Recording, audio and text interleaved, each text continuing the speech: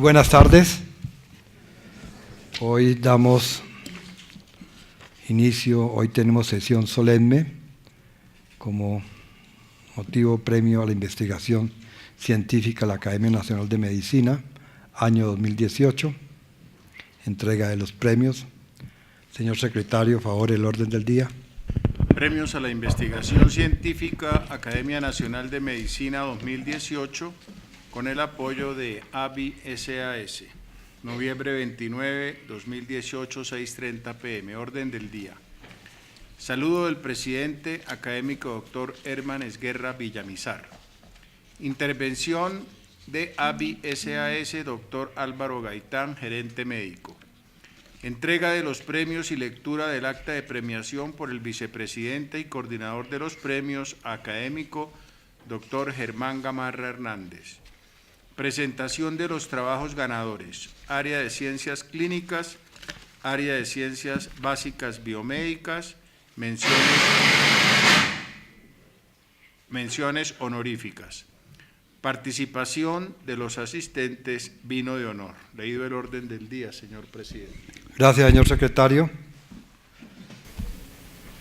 Muy buenas tardes, señores académicos, señores ganadores del Premio de Investigación de la Academia Nacional de Medicina, señores invitados, muy buenas noches.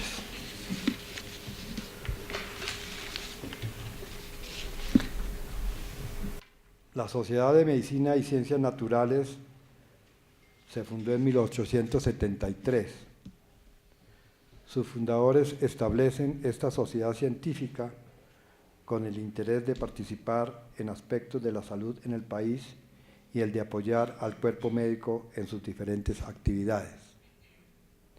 Y es así que con el propósito de estimular la investigación como parte de la disciplina y oficio médicos, establecen un primer concurso, el cual persistió hasta el año de 1890. Este primer concurso médico fue sobre piezas anatómicas. El 22 de noviembre de 1890, y mediante la Ley 71, esta sociedad se transformó en la Academia Nacional de Medicina, organismo consultor y asesor del Gobierno Nacional para todos los asuntos relacionados con la salud pública del pueblo colombiano y la educación médica. Entre otros, además, se refiere en su artículo 6 de esta ley que la Academia repartirá anualmente 2 premios de 500 pesos cada uno, para los 2 mejores trabajos que se presenten sobre medicina nacional. Con este artículo, entonces,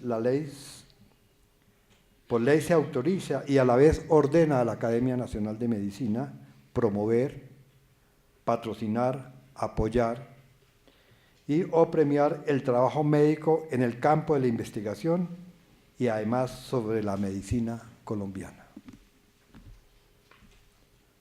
Este concurso premio persiste por muchos años y hay informes sobre los trabajos presentados, muchos de gran importancia sobre la medicina nacional en su tiempo. En relación con este primer concurso y premio a la investigación y trabajo médico, se sabe además que llegó a cubrir por separado las áreas médicas y las áreas quirúrgicas, y luego, en 1918, persistiendo en el apoyo del espíritu investigativo, se creó el Premio Trienal Manuel Forero. Esto al mejor trabajo científico, teórico, práctico, o que reuniera ambos aspectos, entre comillas. En 1920 se reabre el concurso anatómico, iniciado por la Sociedad de Ciencias Naturales, pero estaba ahora dirigido no a los médicos ya en su práctica, y convocaba entonces a los estudiantes universitarios o médicos en formación. En todos estos concursos y modalidades de premios, la Academia Nacional de Medicina no solo conservaba el espíritu ordenado por la ley, que le había creado, sino que además persistía en el apoyo, estímulo e interés de la investigación médica.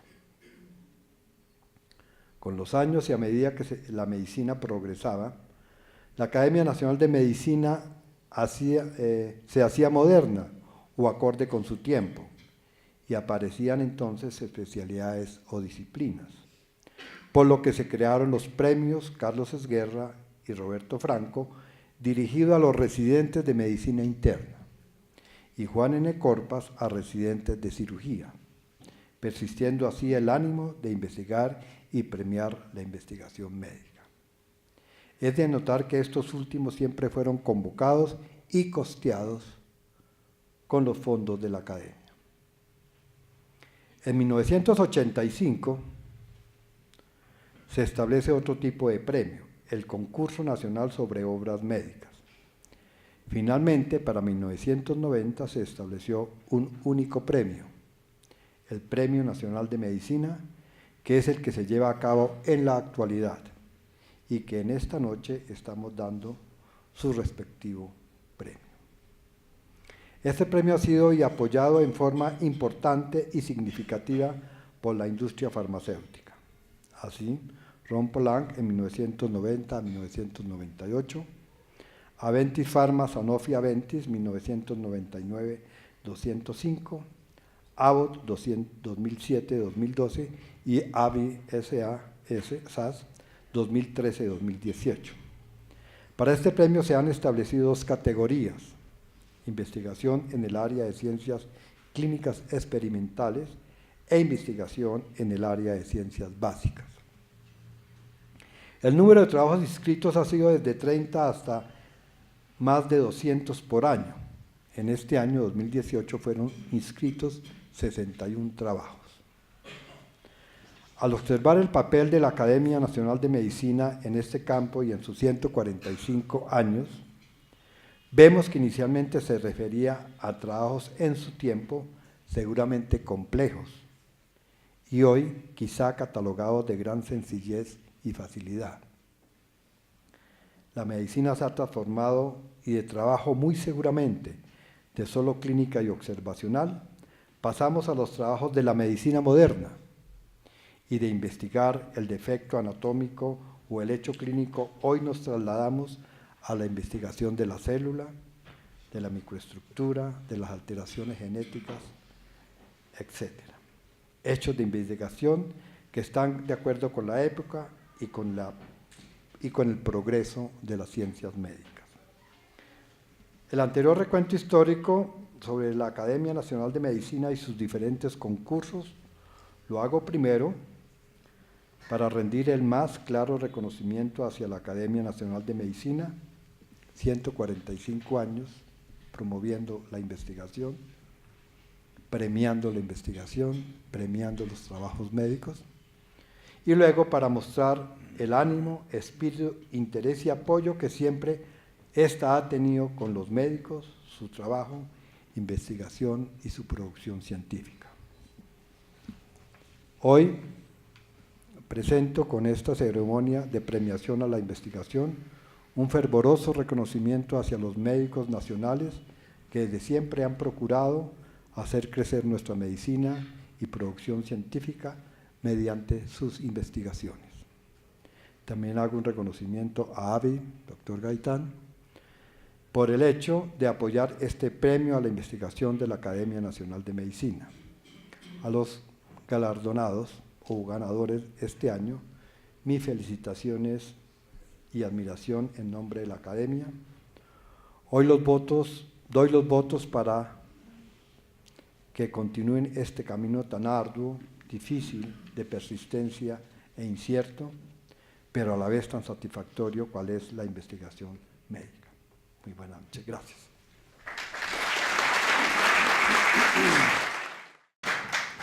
Segundo, intervención de AbbVie SAS, doctor Álvaro Gaitán, gerente médico. Buenas noches a todos. En nombre de AbbVie y desde mi posición de gerente médico de la región norte de Latinoamérica, queremos dar las gracias por permitirnos participar de eventos de este tipo que sin duda fortalecen el desarrollo de la investigación en Colombia. Particularmente desde AVI, la visión desde la compañía a nivel global es hacer una contribución para impactar significativamente la vida de los pacientes, significativa y positivamente para la vida de los pacientes en general. Y eso lo hacemos a nivel global y lo hacemos a nivel local. A nivel global, AVI tiene una inversión considerable de diferentes tipos de recursos para el desarrollo clínico de diferentes enfermedades, donde se busca cambiar el curso clínico de las enfermedades, pero también en algunos casos erradicarlas. Pero también a nivel local es incentivar el desarrollo de la investigación. Y qué mejor que con este tipo de premios poder lograr que la investigación mejore tanto en cantidad como en calidad. Si nosotros hacemos un paralelo entre la investigación a nivel clínico y a nivel básico, en investigación clínica es un poco más fácil hacer el seguimiento, porque como todos ustedes saben, la mayoría de reportes de investigación clínica se hacen a través de clinicaltrials.gov. Un reporte del 2016, más o menos en junio del 2016, hablaba de que para junio del 2016 existía aproximadamente unos 100.000 estudios clínicos desarrollados en Estados Unidos y unos 200.000 estudios clínicos desarrollados en Europa. Un aumento exponencial considerable en los últimos 15 años en Asia, y donde aproximadamente nuestra contribución en desarrollos clínicos a nivel de Latinoamérica era de 8.000 estudios clínicos, cosa que ha mejorado considerablemente en los últimos años. Adicionalmente, también la posición en Latinoamérica nos ubicábamos después de Brasil, México y Argentina, y consideramos también que vamos mejorando. Sin embargo, la investigación básica o biomédica es un poco más difícil de seguir. A pesar de que no existen métodos de seguimiento, para nadie es un secreto que Colombia en los últimos años ha tenido una producción científica muchísimo más alta y de mayor calidad. Pero como médico e investigador básico en el pasado, sé cuáles son los retos de esa investigación básica.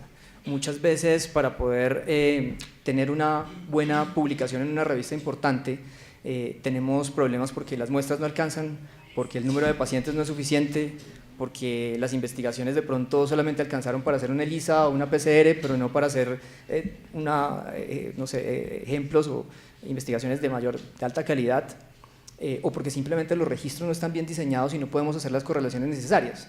Y esto es importante no solo por poder tener una publicación en una revista de alto impacto, sino porque volvemos otra vez a la visión que les contaba de AVI, es poder generar un alto impacto en la vida de nuestros pacientes.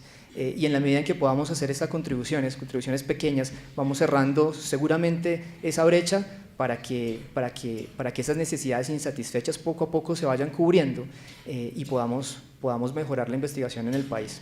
Así que, sin más preámbulo, quiero darle continuidad a la agenda con el doctor Gamarra y invitarlos a que celebremos y veamos esta ciencia pura de la buena que se hace en Colombia. Muchas gracias. Tercero, entrega de los premios y lectura del acta de premiación por el vicepresidente y coordinador de los premios, académico doctor Germán Gamarra Hernández. Buenas noches. Acta del jurado de la Academia Nacional de Medicina encargado de evaluar los trabajos presentados al concurso Academia Nacional de Medicina a la Investigación Científica Convocatoria 2018. El jurado calificador del concurso de investigación de la Academia Nacional de Medicina de Colombia, en primer lugar, muestra su complacencia porque la Academia, con la muy valiosa colaboración y soporte económico de la institución ADVI, ha logrado mantener una convocatoria encaminada a premiar los mejores trabajos científicos de incuestionable valor que se presentan al evento. El galardón consiste en 2 premios, con reconocimiento en dinero, uno en el área de ciencias clínicas y experimentales y el otro en el área de ciencias directamente relacionadas con la medicina. Adicionalmente, la Academia podrá entregar menciones honoríficas cuando lo considere conveniente, teniendo en cuenta la calidad de los trabajos presentados. De esta forma, la Academia Nacional de Medicina da cumplimiento a su reglamento que establece como objetivo de la Academia contribuir al estudio y progreso de la medicina, de la educación médica y a la investigación. El jurado quiere dejar constancia de su vivo agradecimiento a todos los autores de los trabajos presentados al concurso y del notable esfuerzo que ello supone, lo cual atestigua el interés creciente de los profesionales de la salud por el progreso de la ciencia y demuestra una vez más que premios como los que se otorgan hoy son factores muy importantes para el estímulo de la producción científica nacional. Para la presente convocatoria del año 2018, el jurado se ocupó de estudiar 61 trabajos recibidos, 11 de ellos pertenecientes a investigación en ciencias básicas biomédicas y 50 clasificados en investigación clínica, epidemiológica y de salud pública, todos ellos desarrollados y ejecutados en el país, principalmente en universidades o centros de investigación e instituciones hospitalarias ampliamente reconocidas. En el presente concurso participaron investigadores pertenecientes a diferentes universidades del país, como la Universidad Nacional de Colombia, la Universidad de Antioquia, la Universidad de los Andes, la Pontificia Universidad Javeriana de Bogotá y de Cali, la Universidad del Valle, la Universidad Industrial de Santander, la Fundación Universitaria de Ciencias de la Salud, FUCS, la Fundación Universitaria Juan N. Corpas, la Universidad del Rosario, la Universidad Militar Nueva Granada, la Universidad del Bosque, la Universidad de la Sabana, la Universidad Distrital Francisco José de Caldas, la Universidad ICESI de Cali, Universidad de Córdoba, Universidad de Cartagena, Universidad Antonio Nariño y la Universidad Cooperativa de Colombia con sede en Pasto. Participaron también grupos de investigación pertenecientes a instituciones como el Instituto Nacional de Salud, la Fundación Cardioinfantil, el Hospital Militar Central, el Hospital Universitario San Ignacio, la Liga Colombiana de Lucha contra el Cáncer, la Fundación Valle de Lilí, la Fundación Santa Fe de Bogotá, la Fundación Cardiovascular de Colombia, el Centro Policlínico del Olaya, la Secretaría Distrital de Salud de Bogotá y la Clínica de la Sagrada Familia de Armenia.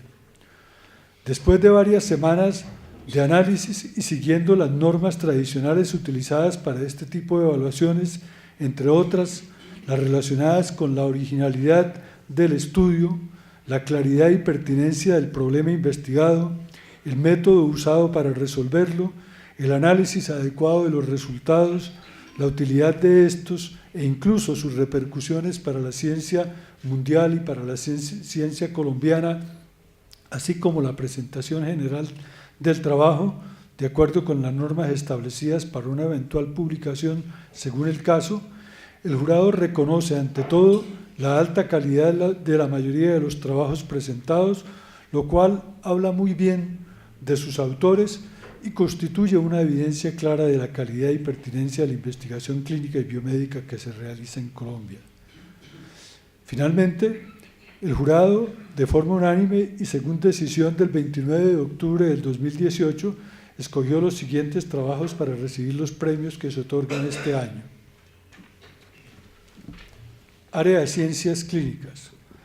Premio al trabajo titulado Diseño y estudio piloto para la evaluación de efectividad de 12 cápsulas de conocimiento en salud materna y neonatal mediante una estrategia de neuromarketing. Autores: Javier Hernando Eslada del Smalbach.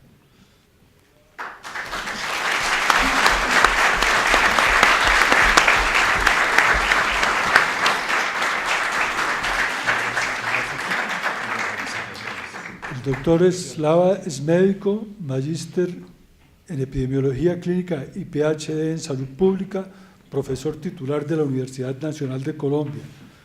Como coinvestigadores, en su grupo participaron la doctora María Fernanda Lara Díaz, Luz María Gómez Buitrago, Laura Catalina Prieto Pinto, Lina María González Gordon, Sandra Viviana Jiménez Murcia, Carol Páez Canro, Natalie Garzón Orjuela, Nubia Fernanda Sánchez, Jorge Reyes Pimiento. Pertenecen a la línea de investigación Salud Materna, Neurociencia Cognitiva y Comunicación. Grupos de investigación, Grupo de Equidad en Salud, Grupo de Neurociencias y Grupo de Calidad, Seguridad y Educación en Salud de la Universidad Nacional de Colombia.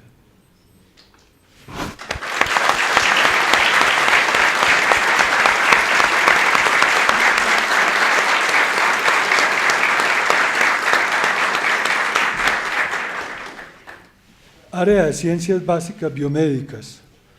Premio. Estudio de patrones genómicos de metilación de ADN en enfermedad de Alzheimer orientado hacia neuronas piramidales corticales y su concordancia con leucocitos de sangre periférica. Autores: Hernán Guillermo Hernández Hincapié.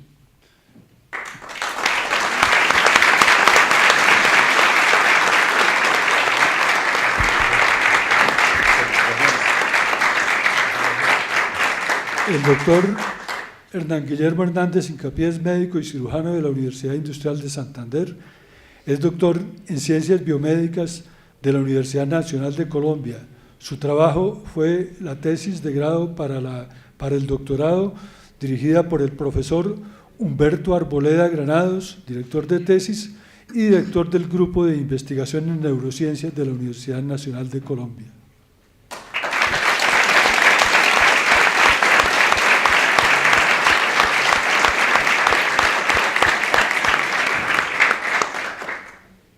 Teniendo en cuenta su alta calidad, el jurado calificador resolvió otorgar mención honorífica a los siguientes trabajos científicos.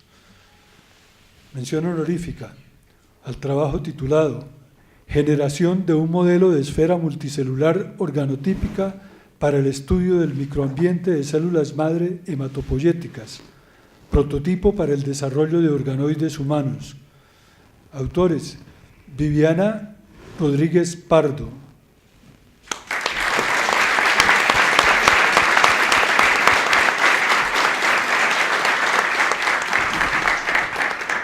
La doctora Viviana Rodríguez Pardo es magíster y PhD. Como coinvestigadores en su grupo participaron Claudia Camila Mejía Cruz, Emilia Barreto Durán, María Alejandra Pardo Pérez, María Camila Jiménez, Juliet Rincón, Karen Vanegas, Jorge Luis Rodríguez, Luis Fernando Jaramillo García, Efraín Leal García, Rafael Pérez Núñez, Juan Carlos Ulloa, Alfonso Barreto. Los investigadores pertenecen al grupo de Inmunobiología y Biología Celular de la Facultad de Ciencias de la Pontificia Universidad Javeriana, al Departamento de Patología de la Facultad de Medicina de la Pontificia Universidad Javeriana y el Hospital Universitario San Ignacio, al Departamento de Ortopedia de la misma universidad y del mismo hospital, y el grupo de enfermedades infecciosas de la Facultad de Ciencias de la Pontificia Universidad Javeriana.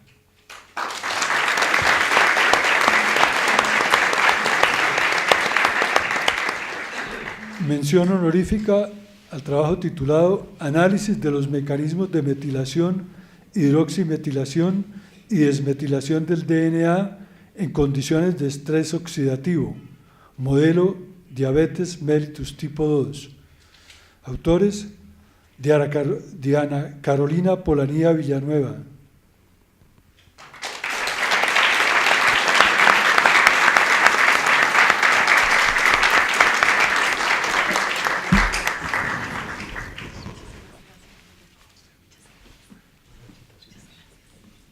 Como coinvestigadores en este grupo participaron además Jairo Arturo Pinzón Cortés, Nicolás Steven Rojas Villamizar, Angélica Díaz Basabe, María Fernanda Jacome, Angelina Perna Chaus, Laura Natalia Sierra Murcia, Carlos Olimpo Mendivil, Elena Groth, Valeriano López Segura. Pertenecen al Laboratorio de Genética Humana de la Facultad de Medicina, Universidad de los Andes, y a la sección de endocrinología del Hospital Universitario Fundación Santa Fe de Bogotá.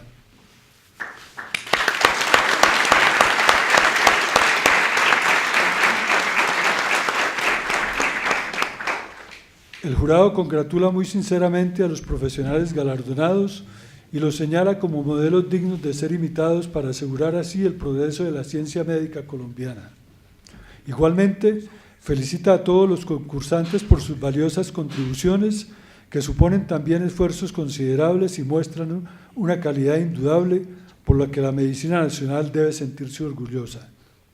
El hecho de no haber obtenido un premio no desmerece el valor de su contribución ni puede ser obstáculo para que en el futuro sigan siendo líderes en su campo y continúen haciendo sus aportes a la investigación biomédica del país. El jurado calificador quiere destacar una vez más a las instituciones que apoyaron la realización de los trabajos presentados al concurso y en esta ocasión desea hacer una mención especial a la Universidad Nacional de Colombia, sede de Bogotá, institución que alberga a la mayoría de los investigadores merecedores de los premios que se han entregado, en particular a los siguientes grupos de investigación: al Grupo de Investigación en Neurociencias, al Grupo de Equidad en Salud y al Grupo de Calidad, Seguridad y Educación en Salud de la mencionada Universidad Nacional de Colombia. Por otra parte, es necesario reconocer también la participación de los grupos de Inmunobiología y Biología Celular y el de Enfermedades Infecciosas de la Facultad de Ciencias de la Pontificia Universidad Javeriana, como también de los departamentos de Patología y Ortopedia y Traumatología de la Facultad de Medicina de la Universidad Javeriana y del Hospital Universitario San Ignacio, al Laboratorio de Genética Humana y a la Facultad de Medicina de la Universidad de los Andes y a la sección de Endocrinología del Hospital Universitario Fundación Santa Fe de Bogotá por el apoyo brindado para la realización de los trabajos que han sido merecedores de una mención honorífica. La Academia Nacional de Medicina quiere hacer un reconocimiento a la labor desarrollada por Colciencias por su apoyo a la investigación en Colombia. En el presente año, la entidad participó como cofinanciadora en 3 de estos 4 trabajos que hoy son merecedores de una distinción especial. Los trabajos realizados por los investigadores desarrollados en las instituciones mencionadas anteriormente justifican ampliamente el apoyo que en su momento recibieron y dejan en un puesto muy alto a las instituciones que los albergan, que esperamos se constituya en un nuevo estímulo para seguir aportando al avance de la ciencia colombiana. Muchas gracias.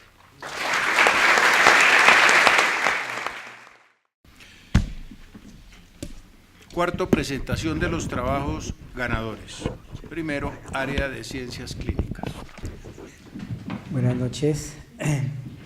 Para mí es un honor pues estar aquí en esta celebración y pues es un triunfo que todos los médicos esperamos tener alguna vez en la vida. Muchas gracias por eso. Voy a presentarles el trabajo que se llama, como pueden ver, diseño y estudio piloto para la evaluación de efectividad de 12 cápsulas de conocimiento en salud materna y neonatal mediante una estrategia de neuromarketing. Los investigadores que ya fueron mencionados en la presentación del premio y que corresponden a las líneas de investigación que ustedes ven ahí, salud materna, neurociencia cognitiva y de la comunicación, de los grupos de investigación ya mencionados y de las entidades que hacen parte de este premio. Está la Universidad Nacional, está Colciencias y está la Sociedad Colombiana de Anestesiología y Reanimación, quien hizo parte del proyecto tanto en financiación como en el seguimiento y en la realización. Básicamente, digamos que lo que nos llama la atención con la mortalidad materna son realidades que pues, son verdades que todos conocemos. Aquí hemos graficado, por ejemplo, el comportamiento de la mortalidad materna en Colombia, cómo ha sido la tendencia en esos periodos de tiempo. Si graficamos el mejor del país en la línea roja y verde abajo, vemos el mejor de Colombia y en la línea verde vemos el mejor del mundo. O sea que el mejor de Colombia tiene cifras que son muy parecidas al mejor del mundo, pero si miro la línea azul, el peor de Colombia está peor que al comienzo de los años de este milenio.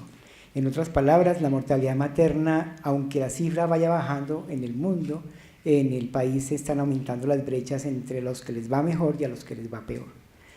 Esta es la forma como se grafica las iniquidades en la mortalidad materna en Colombia, en los lugares donde el color es más marcado, donde las mortalidades maternas son más altas. Ya en los Objetivos de Desarrollo Sostenible se marcó que para el 2030 se espera que la mortalidad materna sea del 70 por 100.000, y sin embargo ustedes ven que todavía tenemos departamentos a la fecha con 233 muertes maternas por 100.000, o sea, 3 veces más la cifra que se espera para el 2030 de 70 por 100.000. Con base en eso y teniendo en cuenta que pues ya se ha mencionado que para facilitar el proceso de apropiación social del conocimiento en salud se pueden usar estrategias de neurociencias cognitivas, fue que nosotros propusimos este objetivo general: diseñar la efectividad de las 12 cápsulas de conocimiento en salud materna y neonatal para generar apropiación del conocimiento en mujeres gestantes y con comunidad mediante una estrategia de neuromarketing. Específicamente queríamos mejorar la atención, la reacción emocional y la recordación. Esas fueron las 3 variables en las que nos enfocamos en el análisis. ¿Y todo por qué? Pues porque ya sabemos que existen guías de práctica clínica, que existen recomendaciones, protocolos de manejo, y finalmente como que eso no está llegando a la comunidad, y por eso, digamos, es el objetivo del proyecto. El proyecto tuvo 5 fases. La primera, pues obviamente fue una revisión sistemática de literatura para ver qué decía la evidencia de cómo transferir conocimiento, cuáles eran las mejores ayudas audiovisuales, cómo hacerlo, si con sonido, sin sonido, con subtítulos, sin subtítulos, etcétera, y pues eso fue una revisión sistemática de literatura que se publicó.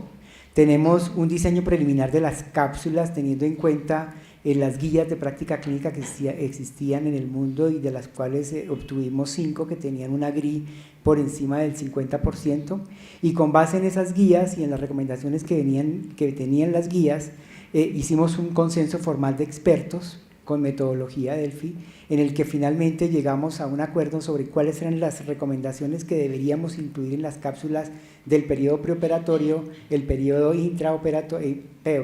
preparto, intraparto y posparto o puerperio. Con base en los contenidos que nos sugirió el consenso de expertos, entonces hicimos el diseño y la producción de cápsulas, que fue, digamos, la parte un poco más engorrosa del asunto, porque implica desde elaboración de guiones, que los guiones correspondan a lo que dicen las recomendaciones de las guías, que tengan un lenguaje asequible para las pacientes y para la comunidad, que sea entendible, y en muchos idas y venires logramos terminar los guiones y después diseñar las figuras, diseñar las voces y ponerle a las figuras los contenidos, los guiones, corresponderlos con imágenes en 2D y en 3D mezclados, para finalmente tener las 12 cápsulas que les presentamos. Y al final, pues la fase quinta, que es el objetivo principal del proyecto, es la evaluación de la efectividad de las cápsulas mediante un experimento clínico aleatorizado cruzado, que fue el que nosotros hicimos. Ese experimento, como está mandado por ética, obtuvo el consentimiento informado de todos los participantes, tuvo aprobación previa por 2 comités, el Comité de Ética de la Sociedad Colombiana de Anestesiología y Reanimación y el Comité de Ética de la Facultad de Medicina de la Universidad Nacional de Colombia, y adicionalmente se registró en clinicaltrials.gov con ese número que se ve en la parte inferior. Estas son las 12 cápsulas que finalmente, después de todo el proceso, logramos desarrollar. Estas cápsulas se revisaron muchas veces hasta tener su versión final.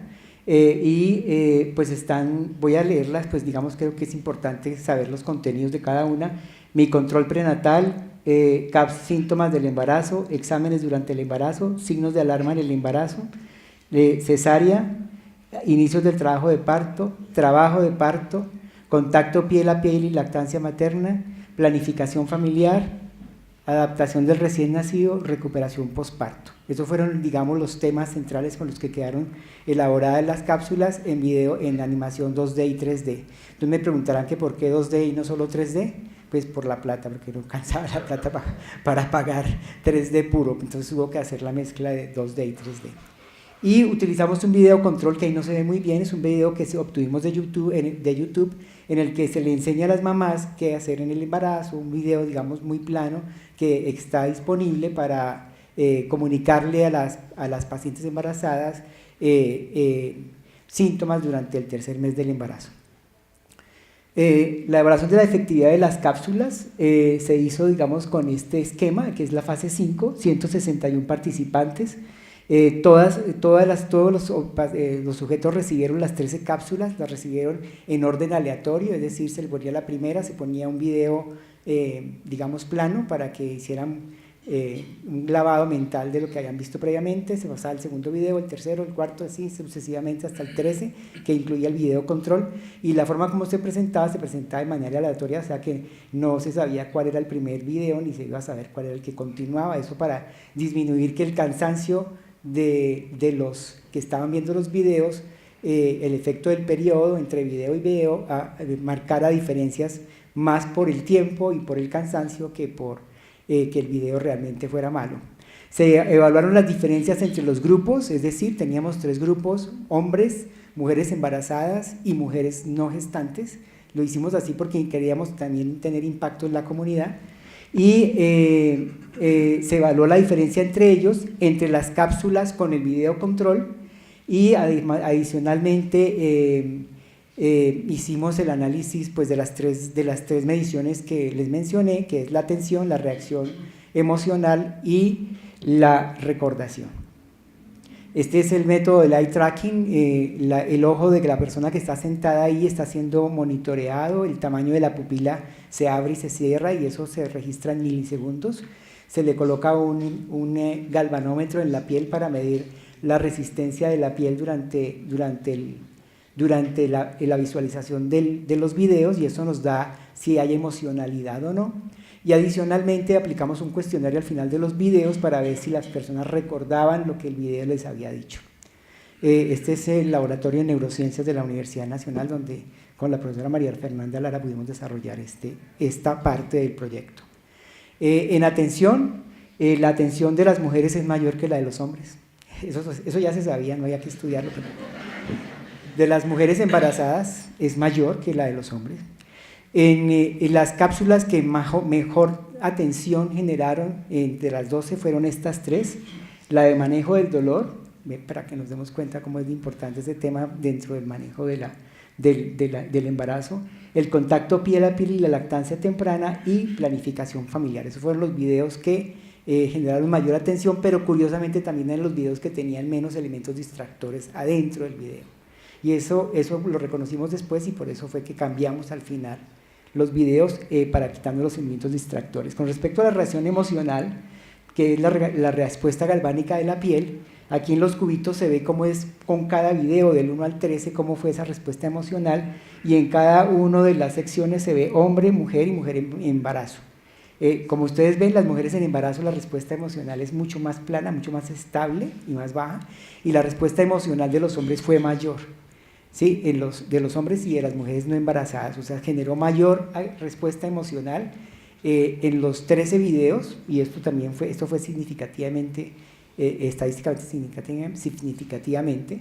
Cuando miramos la pupila, si la pupila se abre o no, para eso utilizamos una metodología que se utiliza en farmacocinética, es decir, el área bajo la curva de cómo el medicamento va disminuyendo en la sangre, lo usamos para medir el área bajo la curva del tiempo que la pupila duraba abierta, en los milímetros, en los milisegundos que la pupila duraba abierta, y generamos esas áreas bajo la curva, y las áreas bajo la curva nos mostraron lo mismo.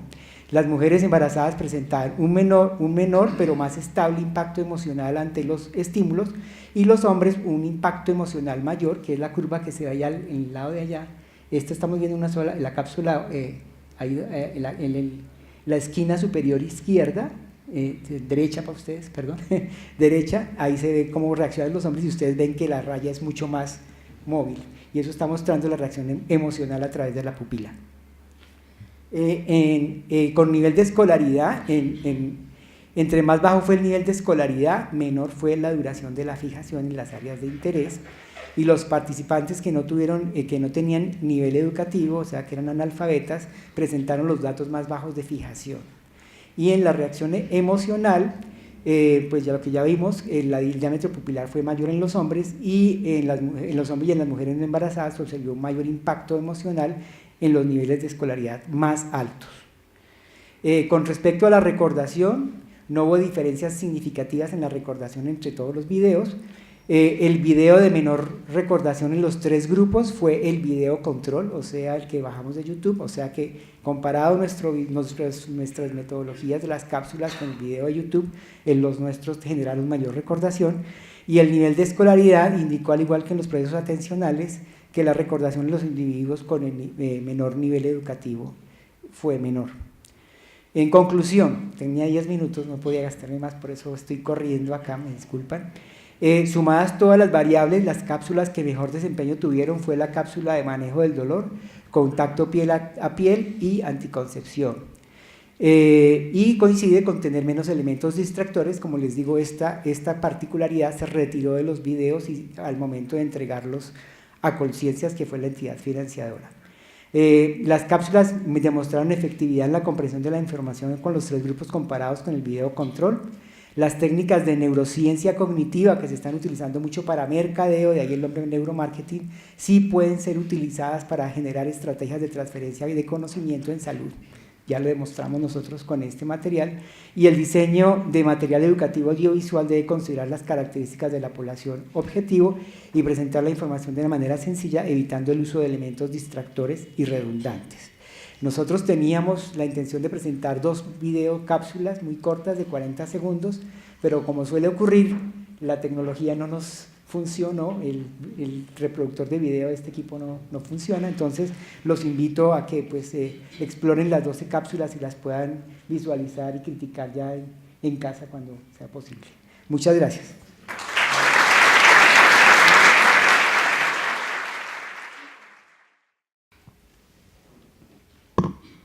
Buenas noches. Para mí es un profundo honor estar aquí frente a ustedes, mostrándoles el trabajo titulado Estudios de patrones genómicos de metilación de ADN en enfermedad de Alzheimer, orientado hacia neuronas piramidales corticales y su concordancia con leucocitos de sangre periférica. Les voy a hablar de un enemigo común que tenemos. Es un enemigo silencioso y misterioso, y de la forma como con el doctor Arboleda hemos ideado para escudriñar un poco esos misterios. Mi nombre es Hernán Guillermo Hernández Hincapié y este trabajo fue dirigido por el doctor Humberto Arboleda Granados. La enfermedad de Alzheimer esporádica es ese enemigo silencioso y misterioso que tenemos, y es nuestro enemigo porque tiene, para todos nos está esperando, es el trastorno neurodegenerativo más común. Clínicamente es muy devastador y lleva a la postración a las personas que sufren esta enfermedad, con alteración total de sus funciones mentales. Específicamente inicia con pérdida de la memoria. Hace más de 100 años se inició su investigación, describiéndose sus características patológicas como ovillos neurofibrilares y placas amiloides relacionadas con acúmulos de proteínas por defectos en su plegamiento. Desde el punto de vista epidemiológico, tiene una gran importancia la enfermedad de Alzheimer, y en específico para los países de medianos y bajos ingresos, tanto que para el año 2050, según algunas estadísticas, llegamos hasta 150 millones de personas que sufren la enfermedad de Alzheimer, 120 millones de personas en esta proyección, pero lo importante aquí es que la gran mayoría están en países de medianos y en países de bajos ingresos. La enfermedad de Alzheimer es una enfermedad compleja, una enfermedad en donde no solamente hay una influencia del componente genético, en específico y estudiado desde el grupo de neurociencias por ApoE y otros genes que pueden explicar una parte de la enfermedad, sino otro componente que es el ambiental. Más del 95% de los pacientes con enfermedad de Alzheimer tienen el tipo esporádico, y todos, cada vez que cumplimos años, vamos acercándonos a tener una mayor posibilidad de tenerla. La epigenética, que es lo que es el tema de este trabajo, se relaciona con esa interacción entre el ambiente y los genes. Aunque hay una heredabilidad en la enfermedad de Alzheimer, esta no se puede explicar por los mecanismos clásicos de la herencia mendeliana. La epigenética, en términos muy pragmáticos, es un códigos de información diferentes a los códigos descritos de la secuencia de los genes, como guanina, citosina, timina, alrededor del genoma, que pueden regular la función de los genes y también la función de la expresión de los fenotipos. incluyendo las enfermedades complejas. De los principales mecanismos epigenéticos, la metilación del ADN en gemelos idénticos, tienen, según un estudio de Fraga y colaboradores, al inicio de la vida unas diferencias muy mínimas, y a la medida que hay el transcurrir de la vida de los gemelos y de todos nosotros, el epigenoma o esta información, estos códigos epigenéticos, incluyendo la metilación, va modificándose, y va modificándose a la par del fenotipo, incluyendo casos donde un gemelo puede presentar, por ejemplo, cáncer determinado en gran parte por los genes o enfermedad de Alzheimer, y otro gemelo presentar el fenotipo normal.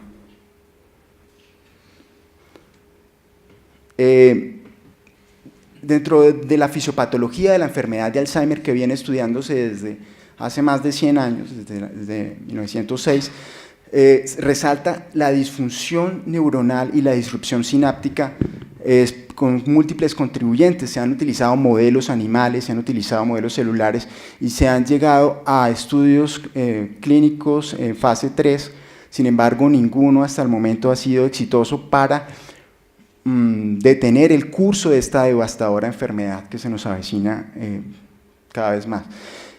Adicionalmente, la presencia de knockout, en activación genética de proteínas relacionadas con la regulación epigenética como CXXC3 han llevado en modelos animales murinos, en ratones adultos, a deteriorar la posibilidad de diferenciación neuronal. Adicionalmente, niveles sanguíneos de un marcador bioquímico de la homocisteína, niveles de hiperhomocisteinemia, se han encontrado elevados en enfermedad de Alzheimer. Esto adicional a que no había estudios en cerebros en donde se tuviera en cuenta las células específicamente susceptibles, sino que los estudios en epigenética realizados hasta el presente habían estudiado alrededor del mundo lisados de diferentes regiones de la corteza cerebral, sin tener en cuenta cuáles eran las neuronas susceptibles, pues generó el vacío del conocimiento que nos llevó a preguntarnos qué diferencias epigenéticas existen entre la metilación del ADN a nivel de todo el genoma, el metiloma del fenotipo demencial con enfermedad de Alzheimer en comparación al fenotipo normal, que sería la primera, que sería lo que está más a la extrema derecha de la diapositiva, que sería la primera pregunta, que nos lleva a configurar el objetivo general de estudiar patrones de metilación de ADN en capas corticales de neuronas piramidales en cerebros humanos con enfermedad de Alzheimer en comparación a cerebros humanos controles sin alteración neurológica, y la relación de estos con patrones de metilación de ADN en leucocitos de sangre periférica de pacientes con enfermedad de Alzheimer en comparación a los respectivos controles. Nosotros tenemos 5 también como capítulos sobre esta investigación. Mostramos lo más relevante de la metodología general. Iniciamos con un estudio de los cerebros mediante un dispositivo, un microscopio que tiene instalado un microdisector láser que nos permitió microdisecar las capas de las neuronas piramidales en el área 9 de Brodmann del giro frontal superior para hacer el estudio mediante metilómica con una plataforma que se conoce como Infineon Illumina 450K. Posteriormente se hizo un contraste de los resultados con patrones de expresión transcripcional, con perfiles en cerebros y análisis de redes de estos perfiles, de las concordancias, y un análisis de metilómica de sangre periférica también con la misma plataforma Infineon Illumina 450K, para finalmente realizar un estudio de la concordancia de lo encontrado en cerebros y la concordancia en concordancia con los hallazgos de sangre periféricas, más un estudio adicional de proteómica que se encontró también concordante con uno de los hallazgos. Se estudiaron 32 cerebros humanos criopreservados con poco intervalo post-mortem, aptos para este tipo de estudios, 18 de los cuales pertenecían a personas donantes con enfermedad de Alzheimer, que no tenían diferencias significativas en edad ni en intervalo post-mortem entre ellos. Los resultados más relevantes corresponden a 504 posiciones diferencialmente metiladas, 349 de las cuales correspondían a genes y 155 que estaban en regiones intergénicas del genoma, la mayoría con tendencia hacia la hipermetilación. Dentro de los 15 resultados más significativos, con mayor nivel de significancia estadística, en cuanto a los genes, está el gen XXC1, que tiene papel precisamente de regulación de dos mecanismos epigenéticos. Por un lado, la codificación de histonas por un residuo proteico que interactúa con H3K4M3, la trimetilación, y otro residuo que interactúa con la DNA metiltransferasa 1. También encontramos diferencias significativas, digamos, destacadas, de GSTP1, que es un gen con un papel antioxidante con evidencia experimental, cuya mutación produce aumento de los ROS, de los radicales de oxígeno. Encontramos un gen que no estaba reportado previamente en la literatura, que es el gen OXA3, pero tiene un soporte bastante grande en diferentes análisis, y un gen ya previamente asociado con la metilación, con la enfermedad de Alzheimer, con estudios de asociación, como fue BIN1. Se encontraron en los resultados de ontologías hipermetilación en genes asociados con axones, microtúbulos, mielina, cono de crecimiento axonal y sinapsis, lo que nos muestra una relación de este daño, de esta disrupción axonal, sináptica y mielina en la enfermedad de Alzheimer con los patrones epigenéticos encontrados. Se encontró también hipermetilación relacionada con genes con actividad óxido-reductasa, antioxidante y de transporte de oxígeno, además del GSTP1 que les había dicho que tenía una potente capacidad antioxidante, y además se encontraron patrones de hipermetilación también relacionados con factores transcripcionales relacionados con neuroprotección y sobrevivencia neuronal. En el estudio de sangre se analizaron datos del repositorio que está en la diapositiva, que habían analizado expresión mediante arreglos de Affymetrix U133+2 con un grupo de pacientes y controles que tampoco tenía diferencias ni de edad ni en género y que tenían la misma etnicidad del grupo de cerebros, que no se pudieron encontrar en ninguno de los bancos de cerebros ambos tejidos. Se hizo después un análisis diferencial y en R-Bioconductor y un análisis de redes, que en el análisis se encontró que de los genes evaluados, 68% fueron concordantes entre los resultados de metilómica y los resultados transcripcionales, que correspondían a 27 genes, que mostraron tener conectividad mayor a la esperada por el azar, con un valor P significativo de 0.0003, y dentro de ellos destacan pues, el gen BIN1, el gen CXXC3, la proteína básica de mielina, entre otros, que nos han parecido bastante interesantes. En análisis de lo encontrado en sangre periférica, en la metilómica de sangre periférica, encontramos regiones hipermetiladas muy relacionadas con inflamación, predominantemente en el cromosoma 6 y específicamente en el complejo mayor de histocompatibilidad, que muestra patrones epigenéticos que pueden relacionarse también con la inflamación como un componente sistémico presente en la enfermedad de Alzheimer.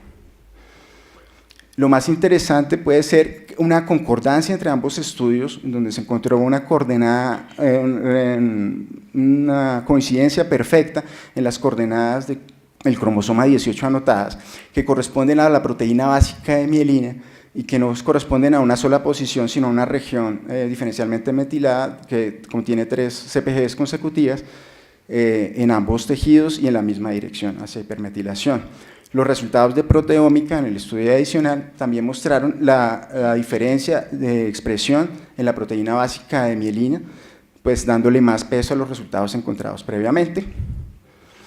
y queda configurado, digamos, en la discusión que lo más relevante de la investigación es que los patrones epigenéticos de metilación de ADN tenían una relación total con la disfunción sináptica y la pérdida de sinapsis presente en la enfermedad de Alzheimer, que corresponde a la fisiopatología que habíamos mencionado inicialmente de la enfermedad. En relación a la hipermetilación de VIN1, que es el segundo contribuyente después de ApoE4 en riesgo genético de la Alzheimer esporádica, cabe mencionar que hay evidencia experimental de que tiene disminución de su expresión en corteza cerebral, y esa disminución de la expresión no es explicada por las variaciones genéticas. Entonces el papel de la epigenética es claro, como podría reclamarse como posible regulador de esta expresión, lo cual podría llegar a ser un blanco terapéutico para posibles medicamentos en enfermedad de Alzheimer. Se encontró hipermetilación del gen OXA3 en múltiples CPGs continuos, alrededor de 13 CPGs, con una evidencia experimental bastante sólida, y de este se sabe que tiene aumento de la expresión durante la diferenciación neuronal inducida por ácido retinoico, y está presente también en neuronas posmitóticas dentro de los papeles que también pueda tener en el desarrollo embrionario. Entonces constituye un nuevo gen, un nuevo actor a tener en cuenta en la enfermedad de Alzheimer cuando se habla de epigenética. Los patrones epigenéticos de la enfermedad de Alzheimer pueden relacionarse con la respuesta insuficiente, hablando de sangre periférica, al estrés oxidativo. En cerebro se encontró hipermetilación de 3 genes de nombre CXXC1, CXXC2 y CXXC3, que están relacionados no casualmente, sino causalmente con la epigenética.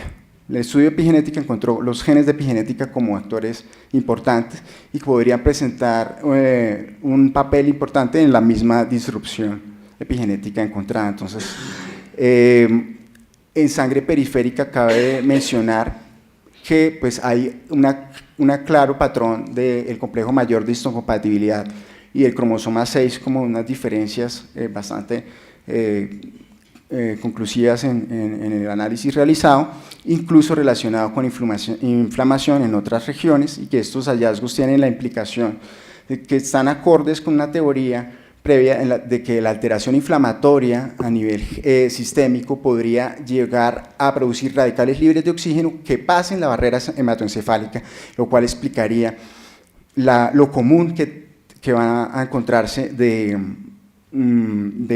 sangre periférica y el tejido cerebral.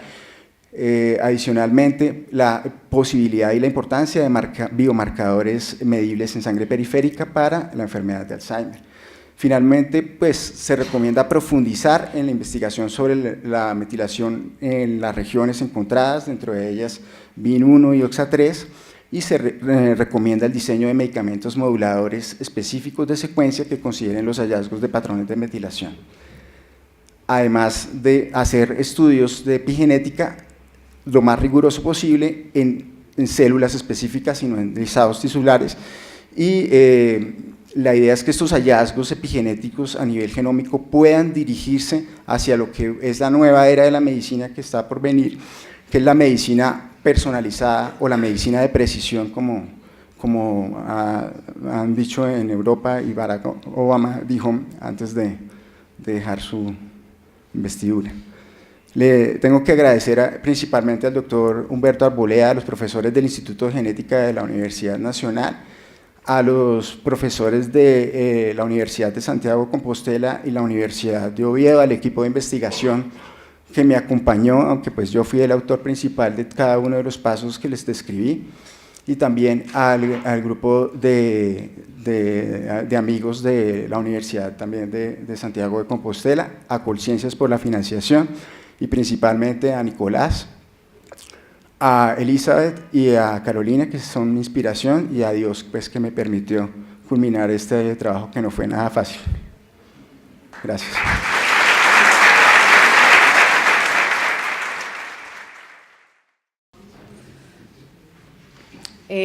Bueno, muy buenas noches.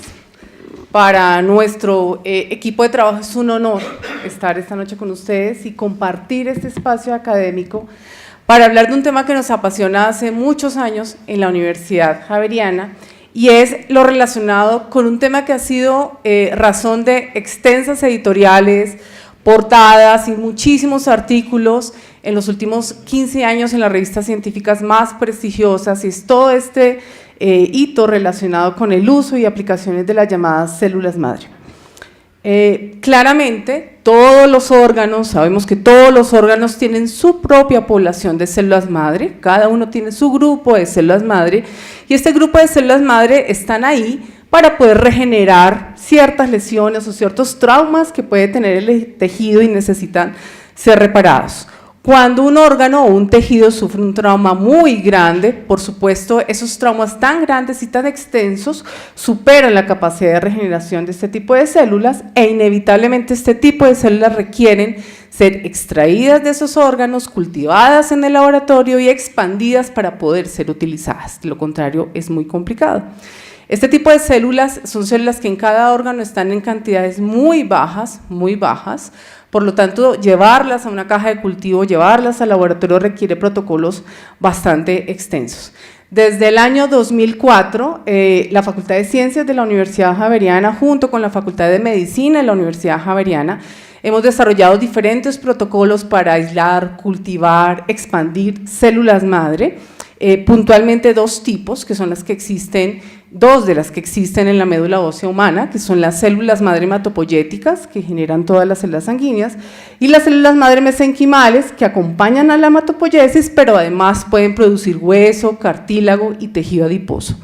Durante estos 14 años, junto con el Departamento de Ginecología y Obstetricia del Hospital San Ignacio y el Departamento de Ortopedia y Traumatología también del Hospital San Ignacio, hemos desarrollado muchos protocolos que nos han permitido ya tener diseños muy reproducibles para cultivar, expandir células madre hematopoyéticas de sangre de cordón umbilical y de médula ósea, y células madre mesenquimales de médula ósea puntualmente.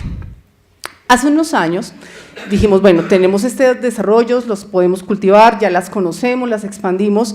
Estas células pueden hacer muchas más cosas en el laboratorio y podemos lograr muchas más cosas con estas células en el laboratorio, más allá de cultivarlas y expandirlas. Entonces, hace 5 años, 4 años, consideramos esta pregunta, y era cómo con todos estos protocolos que tenemos ya listos en la Universidad Javeriana para cultivar células madre, cómo desarrollar un microambiente en el laboratorio que imite un tejido humano. ¿Cómo podemos desarrollar un tejido humano artificial diseñado en el laboratorio? Para ello, que es una corriente que ha venido hace 5 años, 6 años en la literatura mundial, se sabe que las células madres, si se manipulan correctamente en el laboratorio, pueden generar estructuras tridimensionales que pueden llegar a imitar un tejido, tanto que pueden llegar a constituir lo que se conoce actualmente como organoides, que son tejidos diseñados en el laboratorio con características estructurales y muy funcionales, muy similares a lo que podemos ver in vivo. Estas estructuras, por ejemplo, se encuentran en los esferoides multicelulares organotípicos, que son estructuras en 3 dimensiones que se construyen en el laboratorio e imitan muy bien un tejido, constituyen un prototipo para complejizar y obtener estructuras más complejas más adelante. Son estructuras que se están utilizando para poder probar nuevos medicamentos en ambientes más reales, sin necesariamente utilizar un modelo animal. Por supuesto, son sistemas que de forma muy interesante pueden llegar a ser utilizados para probar estas técnicas de edición génica y mirar su efecto sin llegar a un modelo animal.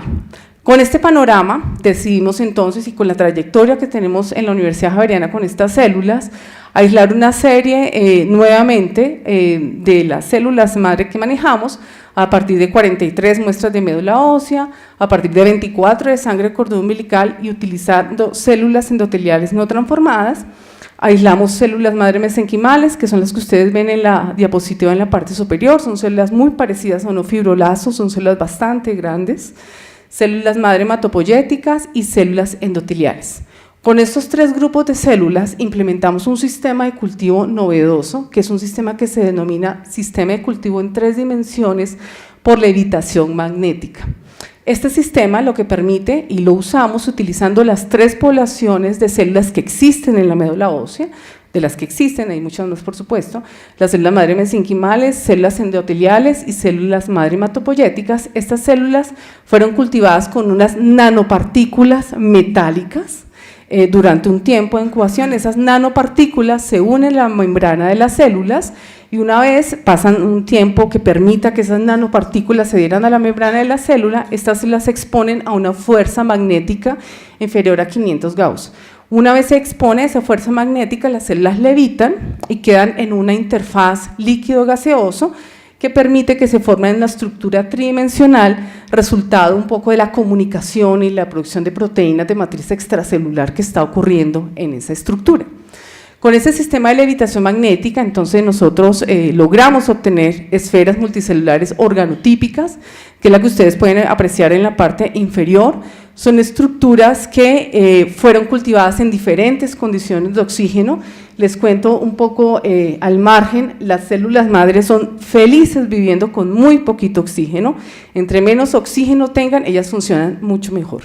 Entonces, diseñamos estas esferas multicelulares y las cultivamos a diferentes condiciones de oxígeno, 2 de ellas las condiciones de oxígeno que normalmente existen en médula ósea. La médula ósea normalmente maneja entre 1 y 5% de oxígeno, eso es lo normal para este tejido, y este desarrollo lo hicimos en el grupo de Inmunobiología y Biología Celular de la Facultad de Ciencias. Una vez teníamos esa estructura, pues el siguiente paso, en todas nuestras reuniones de resultados y con nuestros pares, miramos, bueno, ¿ustedes qué es lo que tienen ahí? ¿Será que es un acúmulo de células o eso realmente es una estructura organizada? Porque si tenemos unas células que levitan, realmente eso puede ser una aglomeración más por un efecto físico y no una estructura organizada, que era lo que queríamos. Entonces, lo primero que evaluamos en estas esferas multicelulares era mirar si lo que estaba ahí eran células vivas, eran células muertas, qué era lo que había allí. Entonces hicimos un seguimiento durante 15 días de estas estructuras a diferentes condiciones de oxígeno e hicimos una tinción que nos permitía diferenciar entre células vivas y células muertas. En esta fotografía es una estructura, es una de nuestras esferas multicelulares organotípicas en las cuales ustedes pueden apreciar en color verde, las células tiñen verdes cuando están vivas y en color rojo cuando están muertas. Ahí no se ve muy bien como el contraste, pero en general la viabilidad en esta parte de experimentos nos demostraron que nuestra estructura no era un conglomerado de células desorganizado, sino que había una muy buena cantidad de células vivas que en las diferentes condiciones de oxígeno sobrepasaba fácilmente el 80% de viabilidad. Una vez teníamos esto, decimos, bueno, esto no es una estructura al azar, hay células vivas, eso quiere decir que hay un sistema de comunicación que está haciendo que esas células permanezcan vivas, inclusive durante 15 días. Lo siguiente que hicimos fue, bueno, ya tenemos unas células vivas, miremos qué tiene esa estructura por dentro. Entonces, con el valiosísimo apoyo del Departamento de Patología del Hospital San Ignacio, bajo el liderazgo del doctor Luis Fernando Jaramillo, decidimos coger esas estructuras, cortarlas y mirar qué tenían por dentro y nos encontramos con esto. A quienes les gusta la histología, les va a gustar mucho esta diapositiva. Entonces, nos encontramos con esta estructura interna, no son células organizadas al azar, son unas células muy organizadas. Ustedes pueden ver, estos son cortes de algunas de las esferas que nosotros diseñamos artificialmente en el laboratorio. Ustedes pueden ver un perímetro muy organizado y una serie tintorial, una organización tintorial que nos muestra una estructura que fácilmente se parece a un tejido. Si uno llegase a comparar esto sin hablar que esto es una esfera multicelular organotípica, perfectamente es un corte de un tejido. Y en la parte central no se observan alteraciones morfológicas asociadas con células muertas, que es algo muy usual encontrar en este tipo de estructuras que se diseñan en el laboratorio, y es que la mayoría de células en la periferia están vivas, pero en la región central están muertas. Nosotros no observamos eso, vemos una integridad muy interesante, una estructura organizada en diferentes condiciones de oxígeno.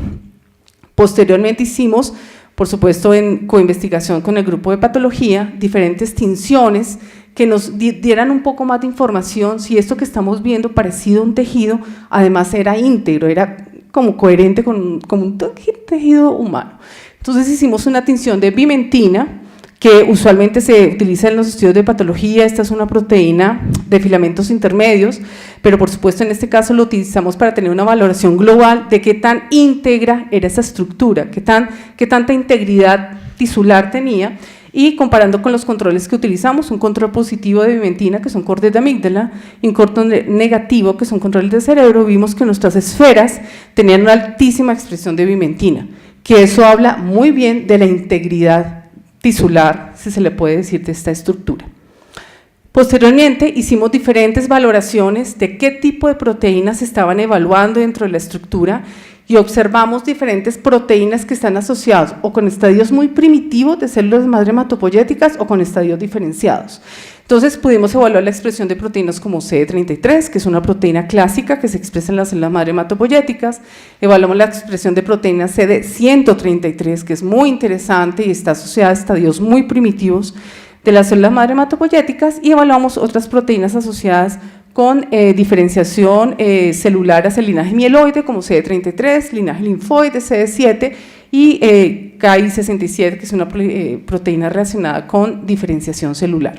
Todo esto nos dio un panorama que teníamos. Estábamos diseñando en el laboratorio una estructura muy parecida a un tejido, con características de integridad tisular, con una estructura organizada, y que además las células que estaban habitando allí durante 15 días expresaban proteínas que estaban muy asociadas con una buena actividad de células madre hematopoyéticas.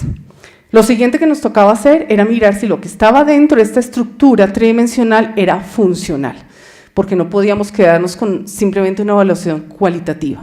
Entonces lo siguiente que hicimos fue tomar esas esferas multicelulares, hacer una disgregación mecánica y sacar de allí nuevamente las células madre hematopoyéticas y probar si eran capaces de formar células sanguíneas después de haber estado 15 días en el laboratorio en una estructura tridimensional. Para ello entonces hicimos la disgregación mecánica, aislamos las células madre hematopoyéticas y las pusimos en un nuevo sistema de cultivo para observar si formaba células sanguíneas. Y nos dimos cuenta que estas células, una vez aisladas de la estructura en tercera dimensión, formaban progenitores eritroides, mieloides, células de todos los tipos, como lo hace una célula madre hematopoyética in vivo. ¿Qué logramos con este trabajo? Desarrollar una estructura diseñada en el laboratorio que imita características de un tejido humano, muy parecido a la médula ósea.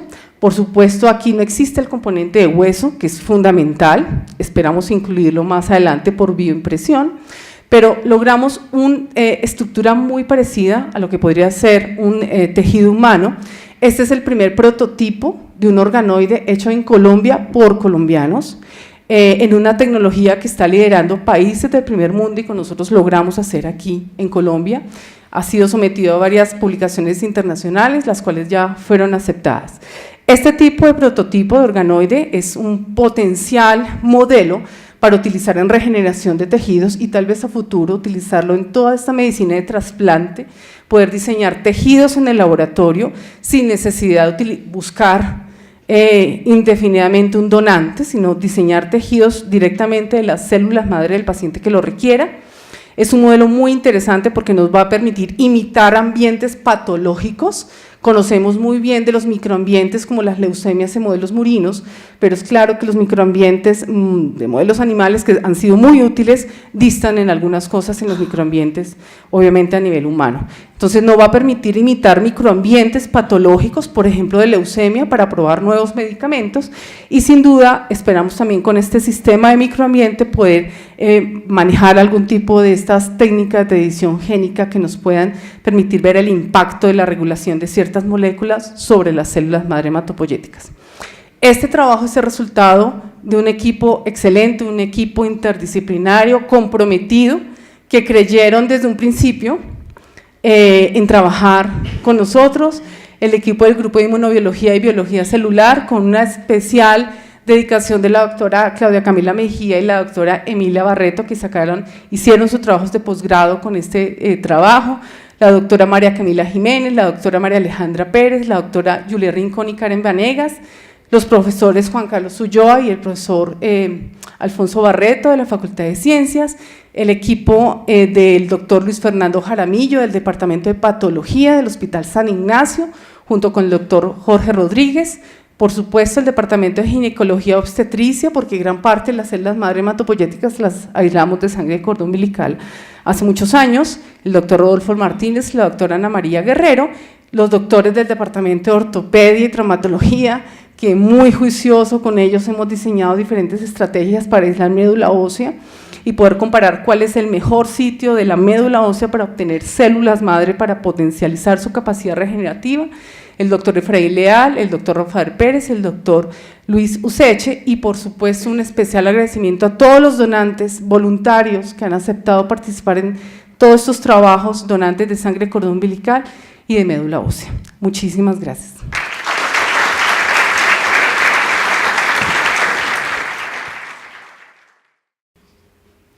Bueno, muy buenas noches para todos. Es un honor estar aquí presentando los resultados de nuestra investigación desarrollada en la Universidad de los Andes en el Laboratorio de Genética Humana.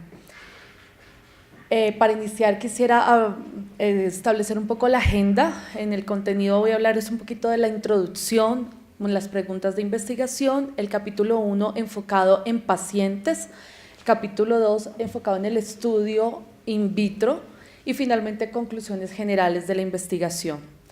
Básicamente en el contexto es importante mencionar que la diabetes tipo 2 es una enfermedad compleja, muy importante en salud pública porque se estima que año a año la cantidad de pacientes con la enfermedad aumenta y las complicaciones vasculares que se desencadenan son bastante problemáticas para los sistemas de salud.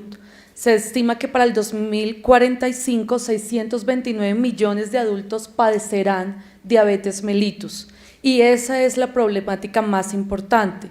Sabemos que esta enfermedad asociada al estrés oxidativo, al pobre control de la enfermedad, va a generar una memoria metabólica y esa memoria metabólica va a estar asociada a alteraciones epigenéticas y son precisamente estas alteraciones epigenéticas las que van a ocasionar complicaciones vasculares y van a desencadenar una calidad de vida más baja en los pacientes. Una de las marcas epigenéticas más importantes es la metilación del ADN. Esta marca epigenética lo que hace es mantener silenciados los genes y va a ser tejido específica, mientras algunos genes y órganos aparecen hipermetilados, otros van a estar hipometilados, va a ser típico de cada órgano. Si bien es cierto la metilación es una marca muy importante, también lo es la desmetilación. Y particularmente pueden haber dos mecanismos, uno pasivo en donde por falta de mantenimiento de la enzima DNA metiltransferasa 1 se va desmetilando el ADN y activamente como consecuencia de la acción de otros genes y de otras enzimas.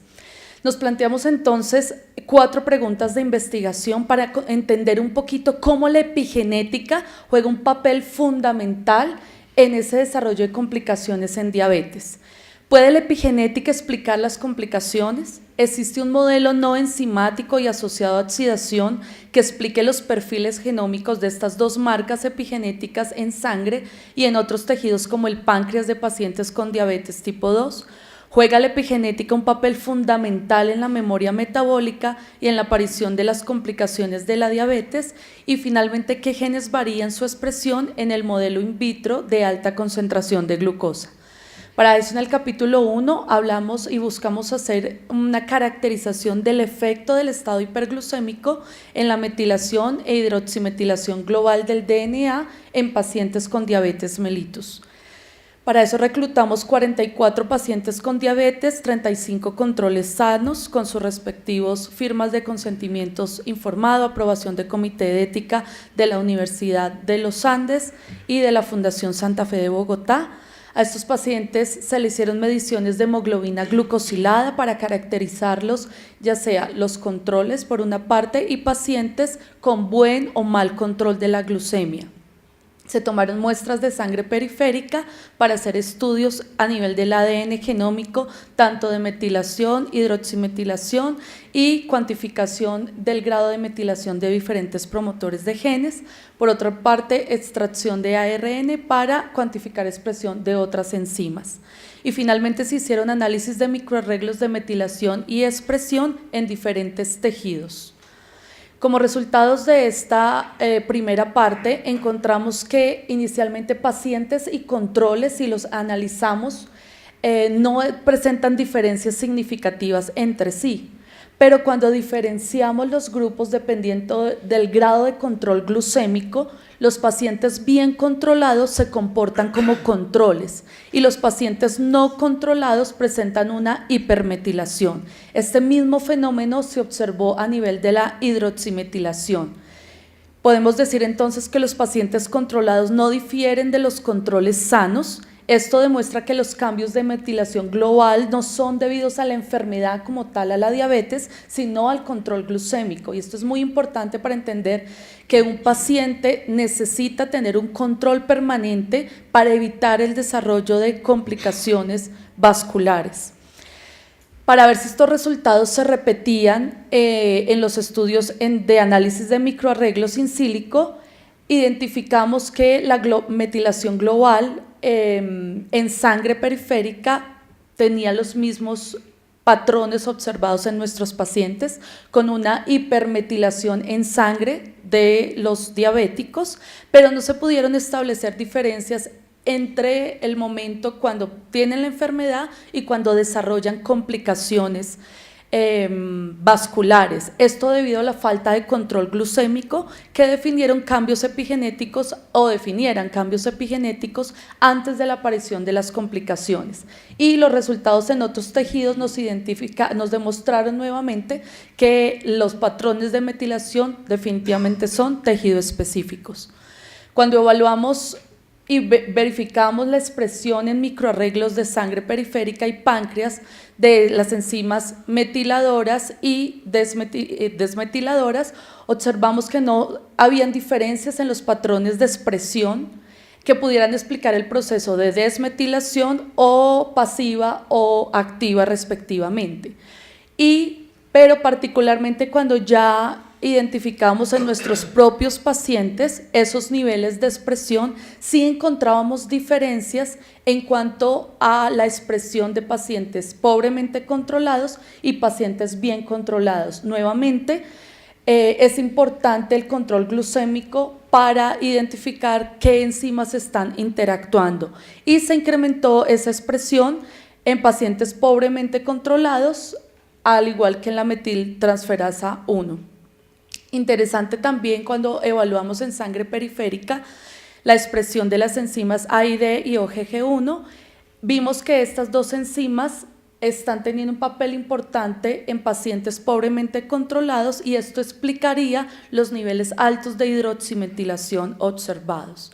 Quisimos ver cómo esto también se estaba viendo in vitro, y para eso caracterizamos toda la vía de desmetilación en condiciones de hiperglicemia, usando la línea celular Vero de riñón.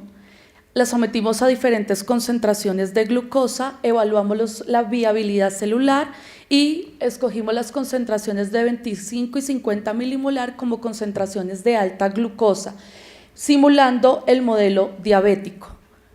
Después de eso diseñamos RNAs de interferencia para generar knockdown de diferentes genes, es decir, bajamos la expresión de estas tres enzimas para caracterizarlas y sobreexpresamos otras enzimas, particularmente la superóxido dismutasa, que es una enzima que ayuda a evitar el daño oxidativo producto de hiperglucemia. Hicimos estudios de oxidación celular, de metilación e hidroximetilación global del ADN y finalmente estudios de RNA-seq para evaluar bioinformáticamente la expresión diferencial de los genes. Como resultados de esto encontramos y logramos estandarizar un modelo in vitro de alta glucosa para evaluar oxidación celular, y a nivel de metilación, interesantemente encontramos que en alta concentración de glucosa, las células tienden a hipermetilarse. Entonces estos resultados estaban en concordancia con lo observado en sangre periférica de nuestros pacientes. Cuando hicimos el knockdown de las enzimas metiltransferasa 1, observamos que los niveles de metilación decaen, demostrando que esta enzima metiltransferasa 1 es metiladora, como ya está reportado en la literatura, y se supone y se espera que las enzimas 3A y 3B de esa misma familia también sean metiladoras. Pero caso contrario al observado, encontramos que estas enzimas aumentaban los niveles de metilación en su ausencia, tanto la 3A como la 3B. Esto demuestra, y de forma innovadora, estamos demostrando que estas enzimas juegan un papel desmetilador en altos niveles de glucosa. Evento que antes lo habían descubierto o lo habían mencionado Shen y colaboradores en el 2013, pero nosotros pudimos caracterizarlo de una mejor forma. Los resultados se ratifican al evaluar hidroximetilación global y observamos que la enzima 3A de esta familia metiltransferasa aumentaba los niveles de hidroximetilación, demostrando que ella juega un papel importante en el paso de hidroximetilcitocinas a citocinas, y la enzima 3B estaría reduciendo los niveles de hidroximetilcitocinas, jugando un papel clave en la producción de hidroximetilcitocinas. ¿Esto qué quiere decir? Que estas dos enzimas son desmetiladoras en condiciones de alta glucosa, contrario a lo que se venía pensando en la literatura. Y lo que estamos logrando es de caracterizar esta vía de desmetilación para poder entender más fácilmente cómo está interviniendo la epigenética en el desarrollo de complicaciones vasculares en el modelo particular de la diabetes. Los estudios de RNA-seq lo que hicieron fue confirmar nuestros hallazgos cuando evaluamos el RNA-seq en knockdown de la enzima TET1. Observamos que sí, esta enzima participa efectivamente en una desmetilación activa, pero cuando hay altos niveles de glucosa no explica totalmente que todavía haya muchos genes metilados. Eso implicaría que hay otro mecanismo alterno que está explicando el proceso de desmetilación, y aquí entrarían a jugar las enzimas 3A y 3B, confirmando nuestros resultados in vitro. Finalmente, las enzimas 3A y 3B en condiciones normales van a jugar un papel metilador, pero en condiciones de alta glucosa, como los resultados que obtuvimos in vitro, van a demostrar un papel desmetilador. Las conclusiones entonces de esta investigación es que definitivamente cambios epigenéticos observados en pacientes diabéticos están directamente asociados con el control glucémico y no a la enfermedad per se, lo que puede estar directamente relacionado con el desarrollo de complicaciones microvasculares y macrovasculares y con una memoria metabólica. Es importante destacar que la falta de control glucémico conduce a un aumento de metilación observado tanto en pacientes como en el modelo in vitro, y esto podría estar desencadenando procesos de alteración en alta glucosa de los patrones de metilación y generando o estando asociado con complicaciones micro y macrovasculares. Y el modelo in vitro finalmente, al estar observándose alta oxidación celular y también altos niveles de metilación, están asociados con la función de la enzima metiltransferasa 1, como se ha reportado ya en la literatura, pero de forma novedosa nuestra investigación aporta en el conocimiento en que sí, la enzima metiltransferasa 1 es una enzima metiladora, pero las enzimas 3B y 3A van a jugar un papel desmetilador, completando el ciclo de producción de hidroximetilcitocinas y finalmente conduciendo al paso de desmetilación final para llegar a citocinas nuevamente. Queremos agradecer, pues obviamente, a todas las personas involucradas, particularmente agradezco a todas las personas involucradas en la investigación, mis compañeros de investigación en el Laboratorio de Genética Humana, y agradecimiento muy especial a la doctora Elena Groth de Restrepo, la directora del laboratorio en donde se realizó la investigación, al codirector Valeriano López Segura, también del Laboratorio de Genética Humana y de la Facultad de Medicina de la Universidad, a la Universidad de los Andes por financiar nuestra investigación. Agradecimientos a los pacientes de endocrinología que participaron en la investigación en la Fundación Santa Fe de Bogotá, a los profesores John Mario y Carlos Olimpo Mendivil por sus aportes, y al doctor Giovanni Zabaleta y su participación en los estudios de RNA-seq en Louisiana, New Orleans, Estados Unidos. Muchísimas gracias.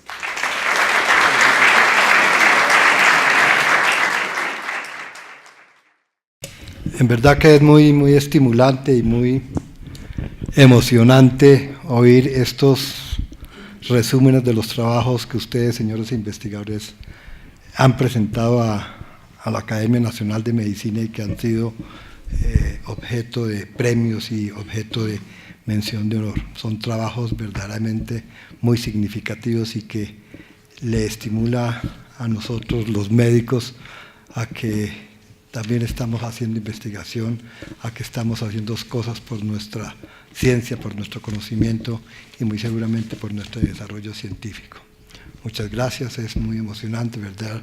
Estas 12 cápsulas, cómo pueden estar influyendo en la mortalidad materno-infantil, materna, los hechos de la metilación a nivel de la enfermedad de Alzheimer y de la diabetes, y el hecho de crear un organoide a partir de las células madre de la hematopoiesis, ¿verdad que sí son trabajos de un gran valor científico?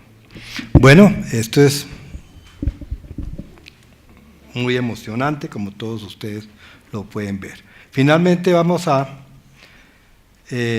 ya han recibido ustedes los honores, ya todos conocemos su gran esfuerzo y los resultados. Ahora pues damos premio a los dos trabajos ganadores. Esto es el reconocimiento económico. Ojalá pudiera ser mucho mayor, porque en ningún momento paga los esfuerzos que ustedes han tenido que hacer en estos muchos años y mucho tiempo de la investigación, pero es un estímulo significativo y es lo que la academia logra hacer desde este punto de vista. Entonces le entregamos al doctor Javier Hernando Eslava Smalbach su premio, es el reconocimiento económico.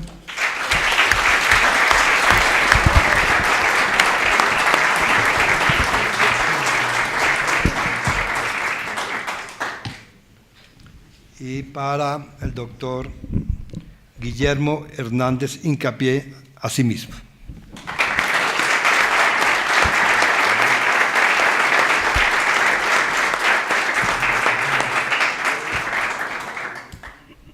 A ustedes, doctoras, felicitaciones por ese gran trabajo y ese gran esfuerzo que han hecho con su investigación. Muchas gracias.